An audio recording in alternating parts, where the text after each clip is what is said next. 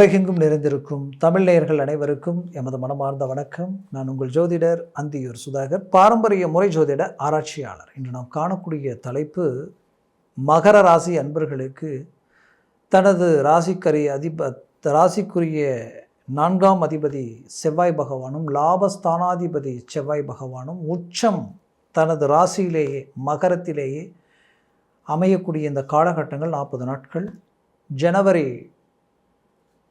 15ஆம் தேதியிலிருந்து பிப்ரவரி 24ஆம் தேதிக்குள்ள இந்த காலகட்டங்கள் இருக்கும். இந்த காலகட்டங்கள் மகர ராசி அன்பர்களுக்கு செவ்வாய் பகவான் எப்பேற்பட்ட மேன்மைகளையும் எப்பேற்பட்ட அற்புதமான அமைவுகளையும் உண்டாக்கி தரப்போறாருன்றதை இந்த காணொளியில் தெளிவாக விவரமாக நம்ம பார்க்கலாம். சேனலை சப்ஸ்கிரைப் பண்ணாதவங்க பண்ணிக்கோங்க, பெல் பட்டனை கிளிக் பண்ணி ஆல் ஆப்ஷனை கொடுத்துக்கோங்க. அப்போ தான் அடுத்தடுத்த காணொளிகள் உங்களை உடனடியாக வந்தடையும்.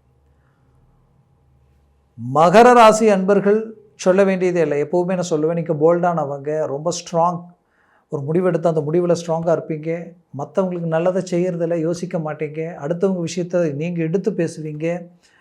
குடும்ப பாரத்தை மொத்தமாக சுமக்கக்கூடியவங்க. இன்றைக்கி வரைக்கும் கடின உழைப்பாளிகள், ரொம்ப சரராசி. ஒரு இடத்துல நிற்க மாட்டீங்க. உங்களுடைய வேலையை அடுத்தடுத்துன்னு பார்த்துக்கிட்டே இருப்பீங்க. பல பேருடைய நல்ல நட்புகளை கவர்ந்து நிற்பீங்க. எந்த இடத்துக்கு போனாலும் அந்த இடத்துல உங்களுக்கு ஒரு செல்வாக்கு இருக்கும். அதே நேரத்தில் ரொம்ப கஷ்டப்பட்டு தான் ஒரு வாழ்க்கையை அடுத்த கட்டத்தை நோக்கி வந்திருப்பீங்க.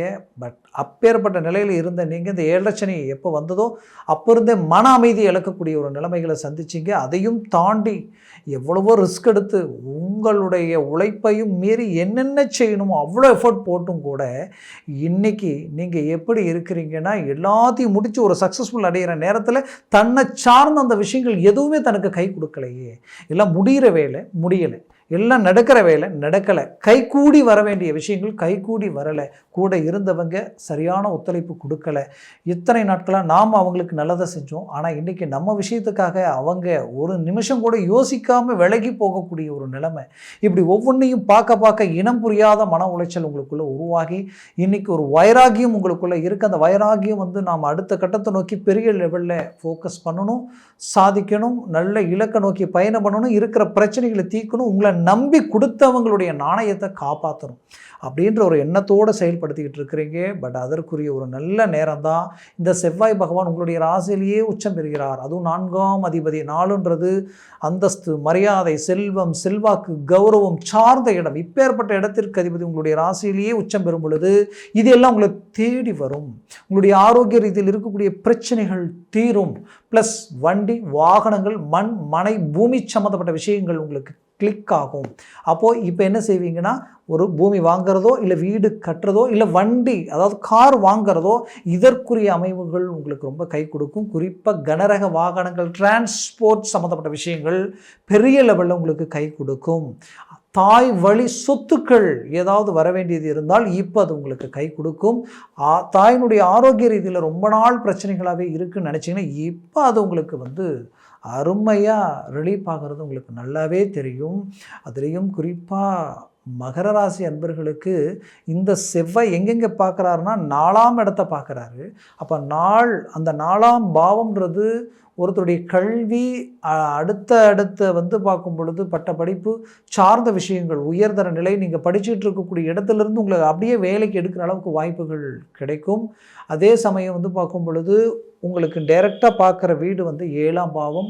7ஆம் பாவம் கடகம். அந்த இடம் பார்த்திங்கன்னா உங்களுக்கு மனைவி சார்ந்த விஷயங்களும், கணவனுக்கு மனைவி ப்ளஸ் மனைவிக்கு கணவன் சார்ந்த விஷயங்களில் ஒரு நல்ல மேனேஜ்மெண்ட் உருவாகும். ஏதோ ஒரு வருவாய் அந்த ரூபத்தில் ஒரு நல்லது நடக்க போகுது. ஏற்கனவே பிரிஞ்சு வாழக்கூடிய கணவன் மனைவி ஒன்றிணையக்கூடிய காலம். ரொம்ப நாளாக என்னென்ன தெரியல, எங்களுக்குள்ளே சண்டை வந்துக்கிட்டே இருக்குது, ஒரு மன அமைதி இல்லை, இனம் புரியாத குழப்பங்கள் இந்த இடத்துல உருவாயிட்டு இருக்குன்னு நினைக்கிறவங்களுக்கு கண்டிப்பாக சொல்கிறேன், இப்போது அது அழகாக அந்த பாதிப்புகள் எல்லாம் நீங்கி ஒரு ஒற்றுமையான வாழ்க்கை வாழக்கூடிய நிலை உருவாகிடும். நட்புகளால் சில நல்ல விஷயங்கள் 7ஆம் பாவத்தை பார்க்குறதுனால நடக்கும். குறிப்பாக லைஃப் பார்ட்னர் மட்டுமல்ல, உங்களுடைய பிஸ்னஸ் பார்ட்னர் ரீதியில் இருக்கக்கூடிய பிரச்சனைகளும் தீரும். ஏன்னா பிஸ்னஸ் ரீதியில் நிறைய பிரச்சனைகளை சந்திச்சிட்டீங்க, குழப்பங்களை சந்திச்சிட்டீங்க, இனம் புரியாத மன உளைச்சல் அடைஞ்சிட்டீங்க. நீங்கள் கஷ்டப்பட்டீங்க, உழைச்சிங்க, பார்ட்னருக்காக எல்லாத்தையும் பண்ணீங்க. ஆனால் இன்றைக்கி அவங்க டெவலப் ஆகிட்டாங்க. இன்றைக்கி உங்ககிட்ட கணக்கு காட்டும் பொழுது இவ்வளோதான் எல்லாம் கடனில் இருக்குது அப்படின்ட்டு இன்றைக்கி வெறுங்கையோட கடனாளியாக வெளியில் வரக்கூடிய நிலம். அப்போது இங்கேருந்து நம்ம அடுத்தது என்ன செய்கிறது அப்படின்ற குழப்பத்தோடு நீங்கள் இருந்தாலும் கண்டிப்பாக சொல்கிறேன், இந்த செவ்வாய் பெயர்ச்சினால அருமையான வழி பிறக்குது. ஒரு நல்ல இலக்கை நோக்கி பயணம் பண்ண போகிறீங்க. உங்கள் மனபாரமெல்லாம் தீரப்போகுது. பெரிய லெவலில் ஒரு சக்ஸஸ்ஃபுல்லாக நீங்கள் அடைய போகிறீங்க. அந்த சக்ஸஸ்ஃபுல் உங்களை டாப் லெவலுக்கு கொண்டு போகக்கூடிய அருமையான காலகட்டமாக இந்த 2026 உங்களுக்கு டோட்டலாக பாசிட்டிவாக நிற்கக்கூடிய ஒரு காலமாக இது இருக்க போகுது. அதுலேயும் குறிப்பாக இந்த ராசிக்கு 8ஆம் வீட்டையும் இந்த செவ்வாய் பார்க்குறதுனாலே உங்களுக்கு பார்க்கும் பொழுது ரொம்ப நாள் தீராத ஆரோக்கிய பிரச்சனைகள் தீரக்கூடிய ஒரு காலமாக இருக்கும். திடீர் அதிர்ஷ்டம் உங்களுக்கு உண்டாகக்கூடிய நிலை இந்த இடத்துல உருவாகிடும். 8ஆம் வீடுன்றது தொலைதூர பயணம், அதாவது வெளிநாடு போகக்கூடிய வாய்ப்புகளும் வெளிநாட்டில் இருக்கக்கூடியவங்களுக்கும் ஒரு நல்ல மேன்மைகள் தரக்கூடிய ஒரு காலமாக இது இருக்கும். அரசியல் துறையில் திடீர் யோக அமைப்புகள் உண்டாகிடும். நீங்கள் செய்கிற வேலைகளில் இருக்கக்கூடிய பிரச்சனைகள் தீரும். அந்த வேலையில் ப்ரமோஷன் சார்ந்த விஷயங்கள் கனெக்ட் ஆகிடும். அப்போ நீங்கள் அரசு உத்தியோகத்திற்கு நான் ரொம்ப நாளாக முயற்சி பண்ணுறீங்கன்னா கண்டிப்பாக இப்போ மூவ் பண்ணுங்கள். எத்தனை நாட்கள் உங்களுக்கு ஃபெயிலியராகவே இருந்திருக்கும், இப்போ உங்களுக்கு சக்ஸஸ்ஃபுல் ஆகிடும். எல்லாத்த விட மாங்கல்யம், திருமணம் சார்ந்த விஷயங்கள் கைகூடி வரக்கூடிய ஒரு காலமாக இது இருக்க போகுது.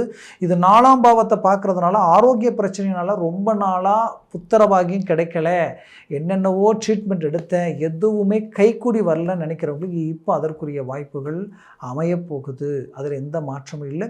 திருமணம் செய்து இன்றைக்கி திருமணம் சார்ந்த அந்த சைடு இருக்கக்கூடிய பந்தமும் இந்த சைடு இருக்கக்கூடிய பந்தத்தினால தேவையில்லாத குழப்பங்கள் உருவாகிட்டே இருக்குது. ஒரு சொந்த பந்தத்தில் ஒரு நல்ல ஒற்றுமை இல்லை, என்னன்னே தெரியலன்ற குழப்பத்தில் இருக்கக்கூடிய உங்களுக்கு அதெல்லாம் விலகி அழகாக ஃபஸ்ட் கிளாஸான ஒரு எதிர்கால அமைப்புகளை உண்டாக்க போகிறீங்க, உருவாக்க போகிறீங்க. மொத்தத்தில் மகர ராசி அன்பர்களுக்குரிய ஒரு அருமையான காலமாக இது அமைய போகுது.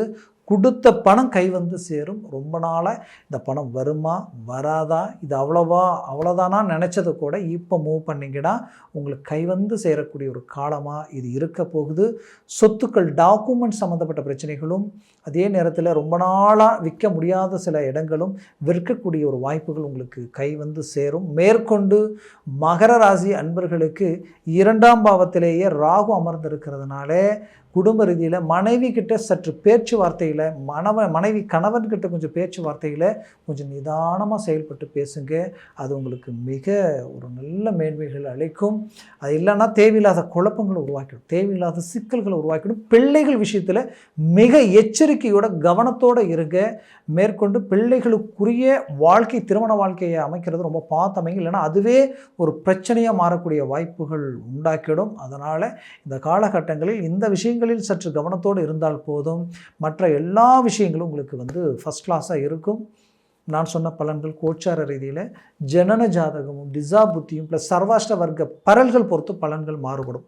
அப்போ உங்கள் ஜனன ஜாதகத்தை பார்த்து எந்த ஒரு முடிவெடுங்க. அதில் சர்வாஷ்ட வர்க்க பரல்கள் எப்படி இருக்குது, அந்த பரல்கள் எத்தனை பரல்களோடு இருக்குன்றது பொறுத்து பலன்கள் மாறுபடும். அதனால் உங்கள் ஜனன ஜாதகத்தை பாருங்கள். பார்க்கணும்னு நினச்சா கீழே இருக்கக்கூடிய இந்த காண்டாக்ட் நம்பருக்கு கால் பண்ணி முன்பதிவு செய்து வாட்ஸ்அப் மூலமாக உங்கள் ஜாதகத்தை அனுப்பி தெளிவாக விவரமாக கேட்டு தெரிஞ்சு அதை சார்ந்த முடிவுகளும் முயற்சிகளும் எடுத்தீங்கன்னா அது பெரிய லெவலில் உங்களுக்கு சக்ஸஸ்ஃபுல் கொடுக்கும். மேலும் உங்களது வாழ்க்கை வளமாக அமைந்திடும். அது மனமார்ந்த வாழ்த்துக்கள். நன்றி, வணக்கம். மீண்டும் சந்திக்கலாம்.